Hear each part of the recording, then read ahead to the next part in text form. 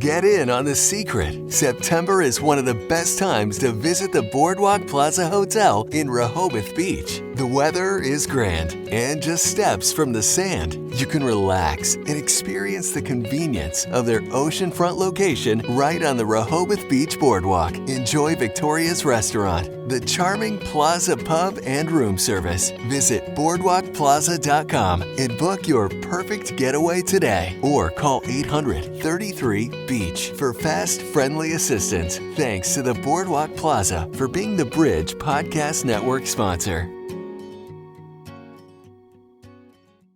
If you have ever wondered what is the deal with Christians and Chick-Fil-A, you've got the right podcast. I'm Mark Dickey. And I'm Burt Miller. This is the Why Do Christians podcast.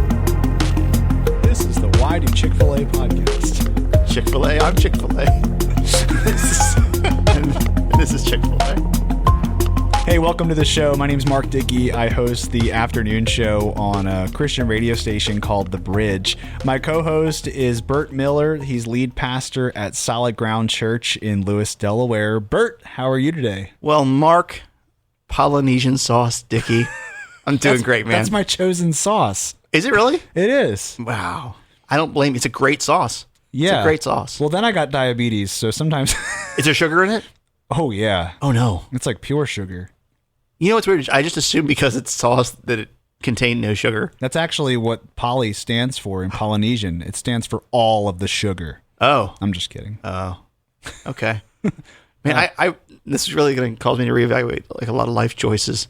Now realizing that no, sauces absolutely contain sugar. 100%. 100%. If there's any bit of sweetness to it, yeah. I like a naive rube just went along with all their ranch and all their vinaigrettes. I didn't even think about it. I just went, oh, I'm sure it's healthy. Yep. Well, right now you are but a nugget. I will grow you to a full 12 piece, a full 12 count. That's weird. Yeah. Go ahead. That's fine. It's an interesting illustration. Okay, so like I'm at the nugget like a seedling, but we'll grow into a full. Well, we'll say Chick-fil-A sandwich. Okay. I've been called a lot of things in life, Mark. I've never been called a nugget before that I'm aware of. Okay. Yeah. Well, that's what we call our daughters sometimes. Just these little, just a little nugget. Yeah. Yeah. That's endearing. I just feel like it's weird to say to a grown man. Hey there, little nugget. Good to see you. Yeah. Sir, I'm 46 years old. Are you? No. Oh, all right. Well, anyway, so we're 41. here. Oh, okay. All right. Yeah. Well, we are here to talk about is enigma the right word? That is Chick-fil-A. It's just kind of this all around beloved franchise company in the Christian circle. Yeah. I actually knew of a radio host he goes to another school. He made a post. He's like, I have done radio for 12 years and I did one break saying that I wasn't a fan of Chick-fil-A and I've never gotten that much response. It was like the entire listener base. The body of Christ turned on him, huh? Okay. Yeah. And it's just a really interesting thing that, why do Christians love Chick-fil-A so much? Yeah, man. I actually didn't like it at first. Take it back. Dial it in. We don't want to get this podcast canceled. Like no. I just wasn't into it, and then one day it kind of clicked, and I've been a believer ever since. What? That's so okay. What made it click for you? Well, as a kid, I was one of those chicken nugget kids for a long time, and Chick-fil-A nuggets were just different. Mm-hmm. They weren't garbage. They were actual pieces of chicken. But as a child, I wanted the garbage nuggets. And so actually my 3-year-old, she's not crazy about Chick-fil-A nuggets either. Like she would much rather what a tangent. Nobody cares about this. I mean, I kind of care. No, like, and to be fair, the reason I'm digesting this, if you will, is because I hear. So the way my weird brain works, because I have to write sermons so much, little things like that, little stories like that, they are sermon illustrations in the making for me. Okay. So even as you're saying, like, you know, like I preferred the bad thing for me instead of that, like the real thing. I'm like, oh, that'll preach. That'll preach. Yeah. But I mean, now I love Chick-fil-A. I worked at a Chick-fil-A when I was in community college. When I graduated college, I worked at a different Chick-fil-A. And honestly, I mean, I liked it. It tastes good. Yeah. It's a good place. What really got me when I was working there, it was just I needed a job, and that's the place that was hiring. And they were closed on Sundays, and that was important to me because I was going to church, and I was a new believer at the time. But the fact that I would unload these trucks, that was my job. It was like me and all these girls working there. I was like, oh, Mark's like 8 inches taller and like a stockier build. Mark, you're going to unload the truck every week. The chicken trucks? Yeah. And I would see these like full on like fillets of chicken show up. I'm like, oh, and I would see the people in the back, like actually breading things. And you kind of, it's like, oh, there's actual cooking is happening in the back here. You're not just ripping something off and sticking it in a microwave. Right. And that was the thing that kind of got me. Even though Chick-fil-A is more expensive sometimes, it's like I would rather eat that. I'm salivating a little bit as you're recounting the story of working with raw chicken. There's something in me that just I love that taste. You know, I think actually first Salmonella? time. Yeah, that's right. Raw chicken. Yeah, I don't. That's really not, that's also not like I'm learning all kinds of things about my dietary habits this episode. They're giving me like calls for alarm. No, man, I'll tell you, first time I had Chick-fil-A and what got me hooked, it was before, you know, so we have this episode of Why Do Christians Love Chick-fil-A? I would say my love of Chick-fil-A started before I even had my conversion experience of coming to know the Lord. I can remember distinctly the first Chick-fil-A I ever went to, Mark. This is, I don't know what this says about my public salvation. Well, no, like my education. Like we used to, in like grade school, we would take once or twice a year a field trip to the Dover Mall. Ooh. Yeah, I know, right? And I would look forward to, because that was the only Chick-fil-A that I knew of. They had a Chick-fil-A in the Dover Mall food court, and there'd be a nice old lady who had like a tray with little chicken pieces. Right. And she'd like, try it. I'm like, okay. And I take a bite. I'm like, this is a nugget on a bun. I am in.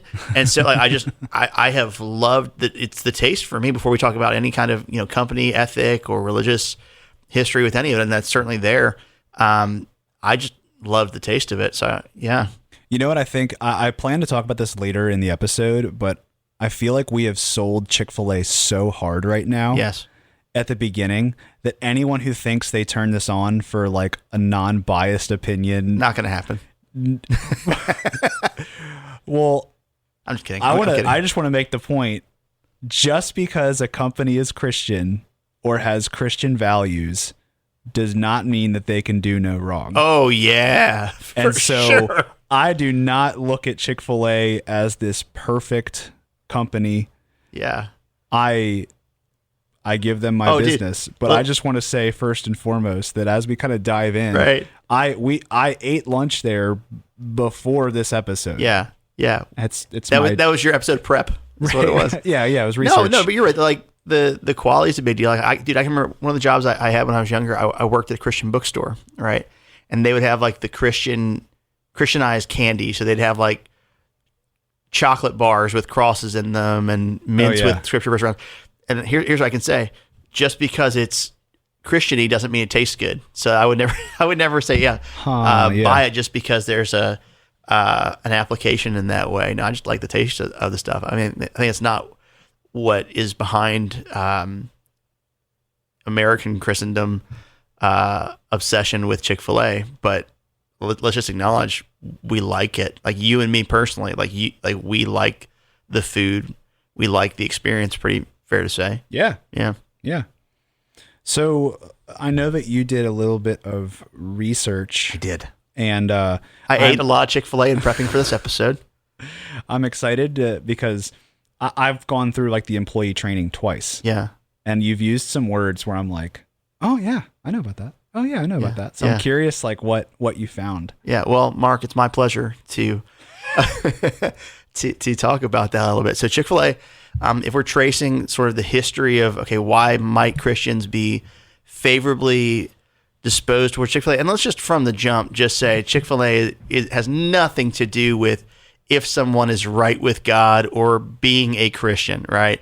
So this is not a thing of like, if you're a Christian, you will love Chick-fil-A. That's ridiculous. Yeah. We're just saying that it tends to be that Christians, many a Christian here in America love Chick-fil-A as their fast food restaurant of choice. Mm-hmm. Pretty fair to say, yeah. Mm-hmm. So, company was started by a guy named Truett Cathy, who was a devout Southern Baptist. Cathy had high views of Scripture, had high views of Christianity. In fact, Chick-fil-A's mission statement, and he wanted to impose his faith values into the way that he ran a company. So this is famously why they don't why they don't operate on Sundays. Was part of that was giving everybody a guaranteed day of rest. It's also space for church and that type of thing. Chick-fil-A's mission statement is to glorify God by being a faithful steward of all that is entrusted to us, and to have a positive influence on all who come in contact with Chick-fil-A. So when we're talking about this idea of is Chick-fil-A a religious organization, it's not a church, but clearly there is a theistic worldview behind, and theistic meaning like belief in God, worldview behind the formation of their company and how they have policies. So for instance, like you work for them, so you might remember in terms of how they have standards of conduct for employees, they have a thing called second mile service. Remember? Yeah. Like, do you remember like what you learned with that? I mean, second mile meaning you go the extra mile. So it's just a funny way of saying it, but don't just do what you're don't just do what you're expected to do. Like, so I mean, we ate together. We had lunch together at Chick-fil-A. And they brought your food over to you, and your drink didn't have a straw, and you were getting up to get your straw. I was livid. About to flip the table. And the guy had already come back. Yeah. And like he noticed that the employees, like when they drop the food off at the table, they kind of do this scan. Yeah. Do they need anything? Yeah. Is there any trash there that I can grab? Does that drink look like it's not full? Can I fill that drink up? And just something you don't see at other fast food restaurants. Correct. But the reason that they even call it that's the exact principle. The reason that it's even called second mile service is a Bible quote. It comes from Jesus in Matthew 5:41, where Jesus says, "If anyone forces you to go 1 mile, go with them 2 miles." That's right. Yeah. So that's the idea behind it. Well, where did that come from? That came from a guy that believed in the Bible and wanted those kinds of values to be part of his company. I think that's one of the reasons that Christians enjoy Chick-fil-A in the way they do it. It's kind of like, so just cards on the table. If you guys haven't picked this up, like if this is your first episode with us, you're going to definitely gather that as we go. But if you've been listening for a little bit, maybe listen to other episodes, you might gather that Mark and I can be a little nerdy, right? For me, I love Star Wars. I love all kinds of stuff like that. And more than once in my life, Mark, I've gone to a Comic-Con. Like I've gone to this place where there's going to be a smell in the room that I know. People are going to be dressing up in different nerdy outfits, like products that might appease my nerdy interests will be for sale there. And just the entire atmosphere of it speaks to a tribe that I'm a part of, right? Well, Chick-fil-A is like that, where, okay, there are certain aspects of the culture, not just how it's run, but just the entire environment that's going to appeal to people of a Christian worldview. So for instance, maybe you go in Chick-fil-A and maybe you're not a Christian, and this is like, you didn't even know that they were doing this. You go in the restroom, right? And there's like soft music playing in the restroom. There's no words to it. It's kind of like a soothing, it's a positive, encouraging music. Well, what is it? Usually it's a contemporary Christian song or a worship song that they've taken the lyrics off of.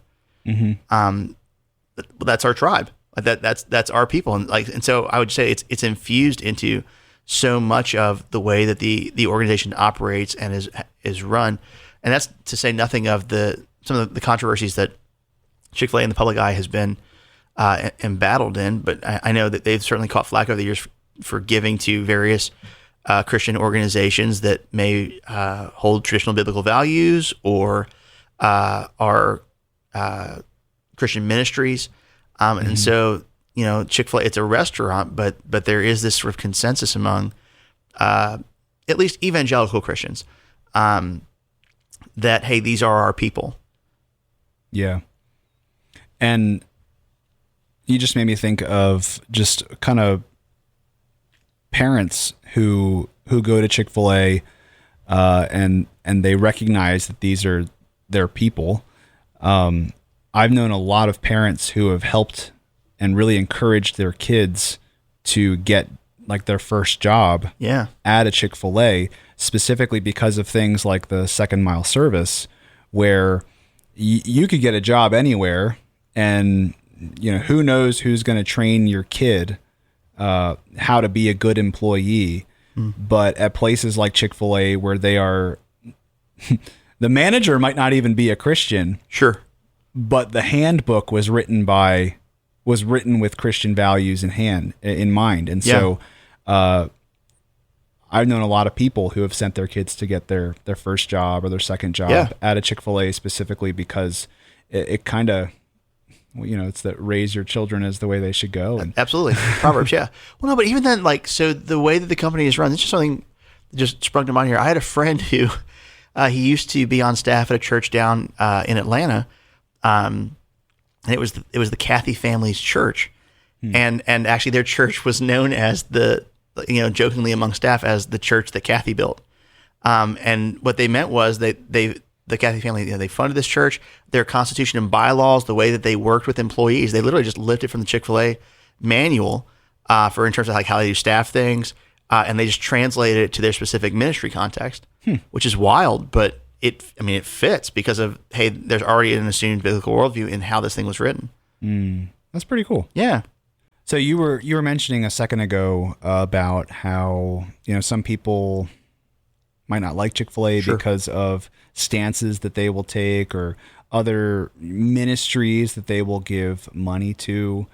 I've seen a lot of people, making Facebook posts like, never go to Chick-fil-A again. Like, how could you, or someone posts a picture and they've got a Chick-fil-A cup in the, in the background, and it's like, how could you support that business? Yeah. How could you, what do you think about that? Well, it's interesting, right? Because they're catching that from both sides of the coin now. So several years ago, it was, they would catch flack from certain LGBT advocacy groups for their support of, I think it was Focus on the Family, or a couple of organizations that supported traditional marriage. And so they were seen as bigoted and these kinds of things. And this was a time when a lot of right-leaning Christians sort of rallied around Chick-fil-A. No, these are definitely our people, right? And they said, they affirm our values and what have you. But recently, the opposite end of the political / religious social spectrum has turned on Chick-fil-A. At least over the summer, there was an issue where people started to accuse Chick-fil-A of going woke. And they said that because Chick-fil-A had hired some inclusivity people in their higher rungs of leadership in terms of how they do things. And then most notably, one of the things that the Chick-fil-A did that caused a lot of people on the right to become very upset and suggest boycotting was they stopped funding to two large organizations that they had been known to give to, the Salvation Army and FCA, Fellowship of Christian Athletes. And so Christians on the other side felt like, man, this is a slap in the face. And so they said, listen, these are not our people. Now, notice that none of it has anything to do with the food. It's okay, what's the company doing? And so they've kind of been in this weird in-between now of, okay, one side didn't like them for the longest time, and I don't know if they do now, but now the other side is mad as well. And it does beg the question that I know that some of us feel this tension is, okay, like, should we only buy from businesses that support our values? Right? Like that's the thing to chew on. Right. That concept is wild to me. Yeah. It's, I guess, and I'm thinking out loud here, like, businesses exist to make money. We buy the product from them. The products that I buy, I will buy things that I need, things that I want. I'm not going to buy things that contradict my values. But I mean, how often do we buy things and not care who made it? Right. Or how it's made. Yeah. What country? What kind of, but there's like, it's almost like there's this hyper focus that every company has to be like this leader in the community. Yes. And that's a beautiful thing when they are. It's Right. amazing because when they've got, if a company has a lot of money and they give it away, they can do more than just sell chicken. Right. But like, why do we have to make it this big thing? Well, I think culturally, part of it is we are a culture that's very black and white in terms of our allegiances, specifically when it comes to endorsements. I'll give you an example. So I have a friend who's a pastor who used a quote in his sermon from a pastor that he really respected. Quote itself, pretty non-controversial, just a thing about the Bible. Lady came up to him after the sermon and said, okay, you quoted this guy, but here are these other things that the guy has said that we don't agree with as a church. And my friend was kind of dumbfounded because what she was basically saying was, listen, to quote anyone is a blanket endorsement of everything they've ever said or done. Right? Right. Which, well, who can stand to that? But this is just kind of what we expect. I mean, you see a little bit in the worship scene right now where churches go, okay, this group put out this song. Can we sing it if we disagree with them about theology? That's not even related to the song. Right. Because it's, okay, you're either all in or all out on somebody. And I don't think the world works that way. No. So like, here's what I say. Like, if we're sort of chewing on the question, should we only buy from businesses that support our values? Biblically speaking, I think there's an interesting thing to note. Number one, I think when we're answering that question, we should say at the jump, you should always obey your conscience. Okay, so if you feel convicted to not buy from a place because you don't believe in how they're spending their money or how their product was made, you should be obedient to that. I think the Book of Romans gives a lot of precedent for that idea of, hey, if you think it's a sin to not eat meat, then you better not eat. Then you better not eat meat, right? Yeah. I'm sorry, if you think it's a sin to eat meat, you better not eat meat. Right. But Paul's application would also be, but don't tell somebody else that. Don't impose that standard on them. I think this is important for us to realize that, listen, at the end of the day, we need to be careful not to impose rules on people that the scriptures themselves have not explicitly outlined. This is what Jesus got on the Pharisees about all the time. When they have the 600 plus commands of the Old Testament, and then they add to those rules and they equate their traditions with the rules, Jesus has a real hard time with that, and he butts heads with them. And so when it comes to this idea of, okay, like, well, what would the Bible say about me, buying something that, what if I don't know, I buy a jacket, and it turns out I didn't know, but the jacket was made in a sweatshop, or the jacket was made by a company that funds values that I don't agree with. Like, Right. have I sinned against God and the people of God if I buy that jacket? Biblically speaking, no. Here, let me just read you this little bit of passage. This is in 1 Corinthians 10, verses 25 through 31. And the context for the passage is you have these Christians who are in ancient Corinth, and they're dealing with what's called meat sacrifice to idols. In other words, in Corinth, you had a big temple scene of sacrifices going to the goddess Aphrodite, and they would kill these animals, and then they would take meat that they didn't use in their pagan rituals, and they would sell it in the marketplace. Okay, and so the Corinthians are like, okay, we know that animal was dedicated to this goddess that we think is demonic, that we think is not real. And so, what happens if I'm in the marketplace and I buy this hunk of meat that it turns out actually it's got a really bad connotation behind it? Like, am I sinning against God? And so with that in mind, this is what Paul writes to the Corinthian Christians in 1 Corinthians 10, verse 25 through 31. He says, eat anything sold in the meat market without raising questions of conscience. For, and he quotes the Bible, the earth is the Lord's and everything in it. And then he goes on, he says, if an unbeliever invites you to a meal and you want to go, eat whatever's put before you without raising questions of conscience. But if someone says to you, this has been offered in sacrifice, then do not eat it for both the sake of the one who told you and for the sake of conscience. In other words, he's saying, listen, go to dinner with people, all right? But if while you're there, you're eating, somebody goes, hey, that was meat that was sacrificed, another thing. He goes, that's going to hurt your witness if people are just looking at you and being like, well, okay, so-and-so on board with you eating that meat. See what he's saying? Like, the meat itself isn't the issue. It's what your partaking of it may do to your witness to others. And so, but he absolutely clarifies in verse 29. He says, I'm referring to the other person's conscience, not yours. Why? He says, for why is my freedom being judged by another's conscience? If I take part in the meal with thankfulness, Why am I denounced because of something I thank God for? And so he says, so whether you eat or drink or whatever you do it all for the glory of God. And that's the idea right now. It's okay. Like, I just think it's unreasonable to think, okay, I can only operate in a space where I will know how everything has been made, and every business, okay, will operate within my standards, even if they're not Christians. And unless they do, I won't be able to partake in it. Like, my question is just, how far does that line go? Okay. So for instance, okay, you and I both, we drive cars that use gasoline. Okay. Probably most people do at this point. Maybe there, in the little bit of time from when we record this to when somebody's listening to it, there's a tremendous change in how people's automobiles work. But chances are good most people here are listening to this use cars with gas. Okay. Well, here's the deal, Mark.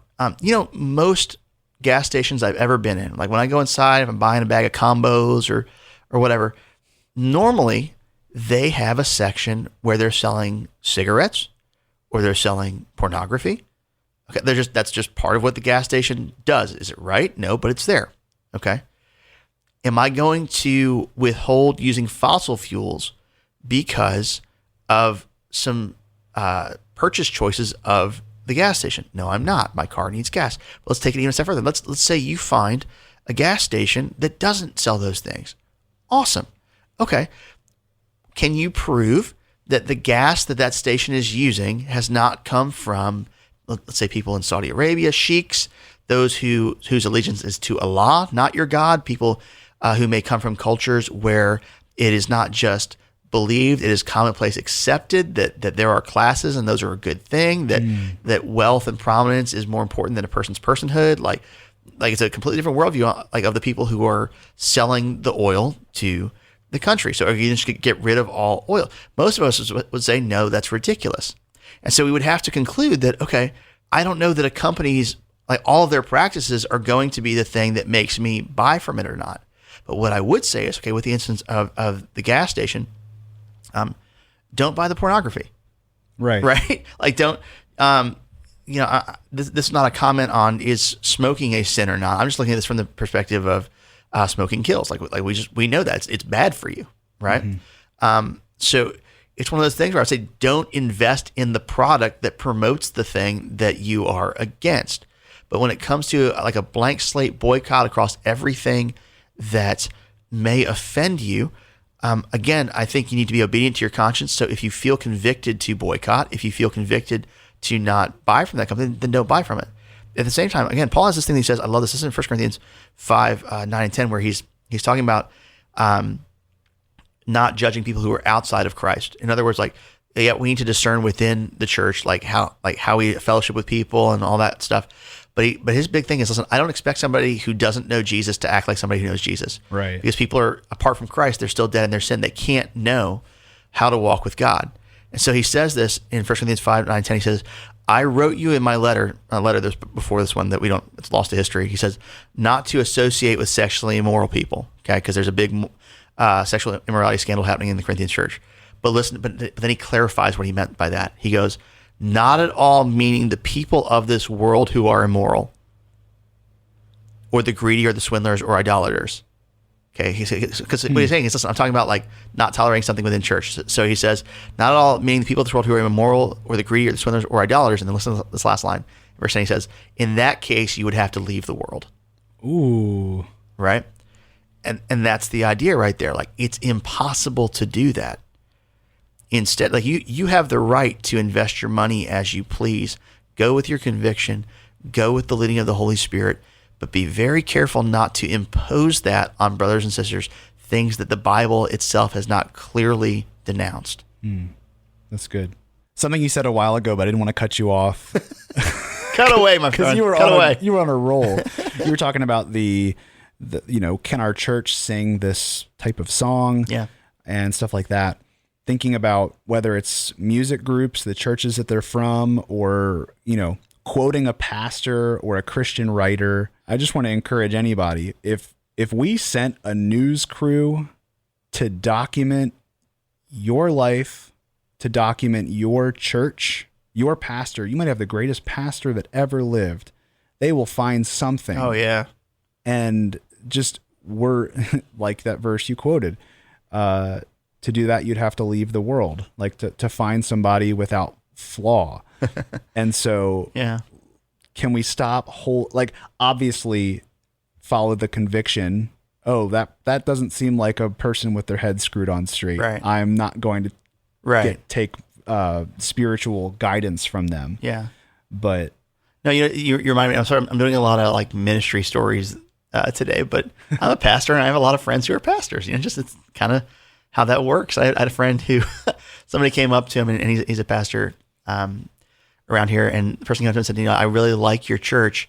I'm thinking about joining it, but I don't know that I agree with everything that you believe. And my friend chuckled. He said, I'm not sure that I agree with everything I believe. He's like, like all of us, like we learn, we grow, we learn new things that confront us where we were wrong before. That's how all of this works. right. Yeah.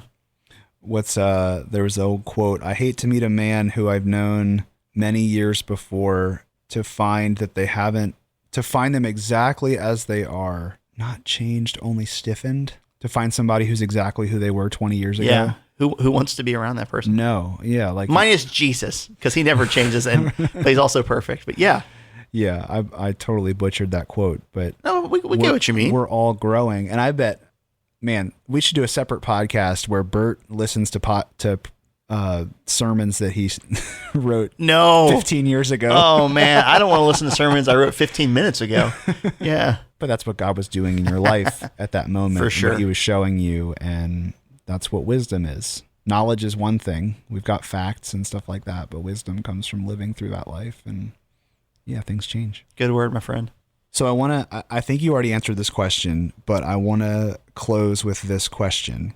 Oh, okay. Burt, what do I do if my Christian company lets me down? Well, I think you expect it, because Christian companies are made up of people, and people will let you down. Yeah. It's not a cynical thing. It's just a reality thing. Like you can love people well and still have that expectation. I think there is not an organization that exists that won't get it wrong at points. And in terms of if you remain with it or not, it's going to depend on your relationship with it, and it's going to depend on the nature of the offense. But I don't think there is a company that exists, church that exists, ministry that exists, where somebody hasn't done something wrong.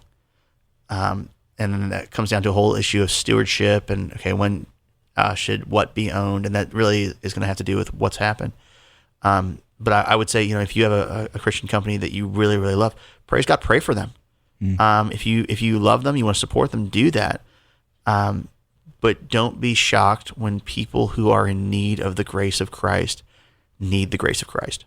And that reminds me of, you quoted the verse earlier about what you expect from people who don't believe, which is don't expect them to act like Christians if they're not Christians. And so if a company that has no religious, spiritual affiliations whatsoever, if they decide they want to do this thing, doesn't mean, okay, cut the ties, boycott the company. Right. Like you can't expect them to do anything Christian. Yeah. Like look, let's say, okay, I love cookies.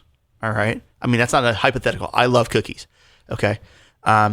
Let's say, my favorite cookie company. That's not them, but I'm just thinking off the top of my head, Keebler. Okay.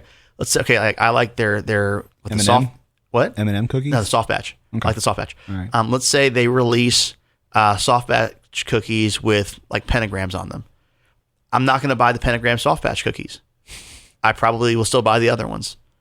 Because I don't feel convicted to boycott Keebler. Well, if you just turn the cookie though, it's just a star cookie. Well, there you go. But the the point is though, and you said this earlier, that companies at the end of the day they want to make money. That's what businesses do, right? Well, if you don't buy the product, the company's not going to make it. You know what I'm saying? Like if people don't buy the thing, if they don't support the thing, it won't stay in production.